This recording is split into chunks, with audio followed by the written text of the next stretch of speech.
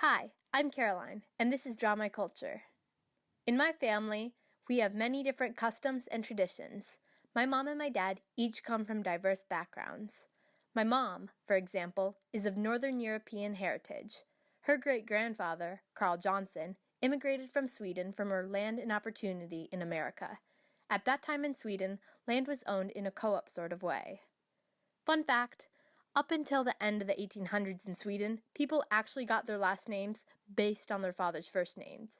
So basically, my great-great-grandfather, Carl Johnson, got the last name Johnson from his dad John, because Carl was the son of John. If Carl had been a girl, he would have had the last name Carl's daughter, because he was the daughter of John. This practice was later dropped in the 1800s due to confusion. When Carl had kids, including my great-grandpa Einar, they got the last name Carlson. According to my grandma, when Carl got to Ellis Island in 1895, his English was so bad that when the immigration official asked him for his name, he said Carl's son. That's why on his tombstone it says Carl Carlson instead of Carl Johnson.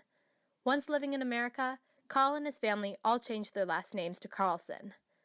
But anyways, today, I'll be mainly focusing on my paternal, or dad's, side of the family.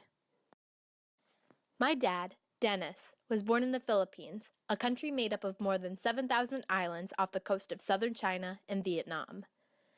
The Philippines, as my family calls it, is a melting pot of many different ethnicities, customs, and traditions. Both sides of my family are very interested in genealogy, and my dad's dad, who I call my Lolo, has done quite a bit of research to find out who we truly are as Mascardos. Both my Lolo and I, among many others in our family, have taken DNA tests to see and discover our true heritage. As it turns out, we've found out that in my family, our ancestors have come to the Philippines from China, Japan, Vietnam, India, Malaysia, Indonesia, and even places like Italy, where the name Mascardo comes from, Mexico, Spain, Portugal, and even Madagascar. Often, people hundreds of years ago came to the Philippines for trade or, in the case of Spain and Mexico, wanting to colonize the islands. In fact, the Philippines was named to honor Philip II of Spain, the then king, in 1543. Eventually, after many generations and many years of different cultures and ethnicities coming together and meeting in the Philippines, my Lolo and my Lola, my grandma, met, married, and had 5 children, including my dad. Then, when my dad was 5, my Lola left for America to get a job and establish a stable income there, leaving my Lolo to take care of my dad and his siblings. 2 years later, my Lola went to the U.S. to join my Lola. My dad and his siblings stayed with close relatives all the while. Then, in early 1980, when my dad was 8, my grandparents sent for them to come join them in the United States in Tama, Toledo, Iowa. In the Philippines, most people immigrate to America seeking better education, income, equality, and opportunity for themselves and future generations. In my grandparents' case, they did so as well. My Lolo and my Lola immigrated so that they could lead better lives economically and educationally, as well as their children in the future. To them, there were better opportunities, jobs, pay, and higher education standards in America than in the Philippines. Like I said before, the Philippines is known for being a melting pot of different cultures, ethnicities, languages, music, dance, and cuisine, which brings me to my first topic, food. Rice is a common staple food in the Philippines, for it's incorporated into most every meal and many desserts. Filipinos typically eat 3 meals a day with at least 2 snacks. A typical meal might consist of rice, fish, fruits, and vegetables. Pork, beef, and chicken are also commonly used meats. A widely recognized street food, balut, is commonly sold by street vendors in busy cities in the Philippines. Balut is a fertilized duck embryo that is boiled and eaten straight from the eggshell.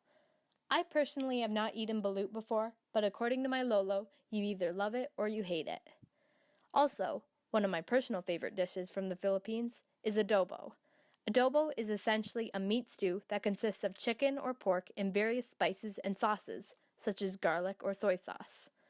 Other common Filipino dishes include lumpia, a spring roll, pancit, seasoned noodles, lechon, a stuffed roasted pig, often served at large celebrations or gatherings, and siomai, a Filipino take on Chinese dumplings.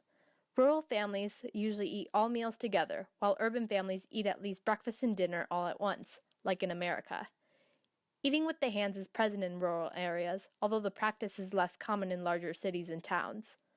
Spoons and forks are the most used utensils, for the back of the fork is used to push the food into the spoon. It is considered rude to refuse any type of food, and no one can leave the table until everyone finishes eating in the Philippines.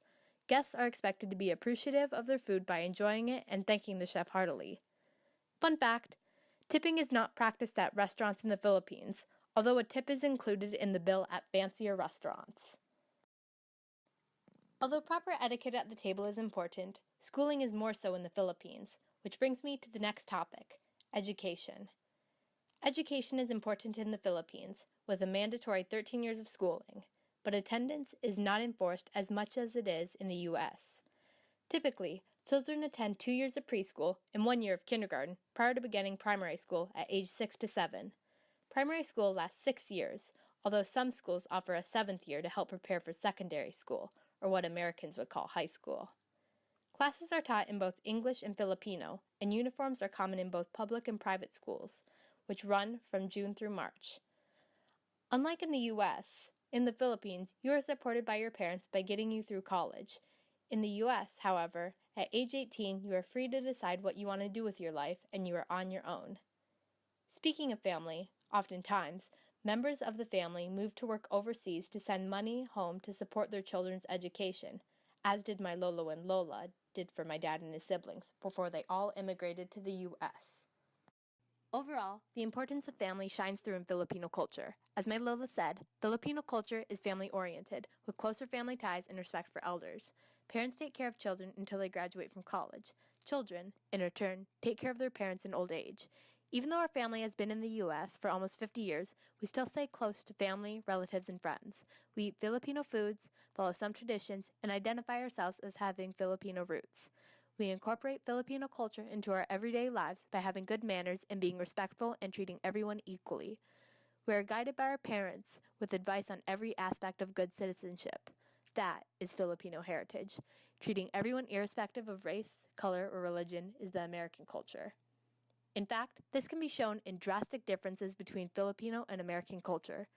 Filipino weddings are often extremely extravagant and expensive, for the bond is lifelong. Because of the Spanish colonization of the Philippines in the mid-1500s, the vast majority of Filipinos are Christian. Divorces are almost non-existent in the Philippines, aside from few cases pertaining to Muslims. In fact, divorce is illegal in the Philippines, or as my Lola says, till death do you part. What surprised my grandparents the most about America was the divorce rate, which, according to the American Psychological Association, is up to 40 to 50% in 2017. However, there are similarities between our two cultures. When the American educators arrived in the Philippines in the 1900s, they influenced the Filipinos by the way they should live, think, and dream for a good life. We both do our best to not discriminate and appreciate the good things in life. As someone with both Scandinavian and Filipino influences, I guess I feel pretty well-rounded in the cultural sense. My mom's side of the family has taught me about different Swedish beliefs and traditions, while my dad's side has taught me more about being a decent human being in the moral sense.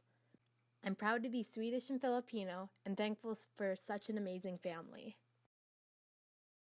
Also, I'd like to give a big thanks to my Lola, Lolo, and Grandma for letting me interview them for this project.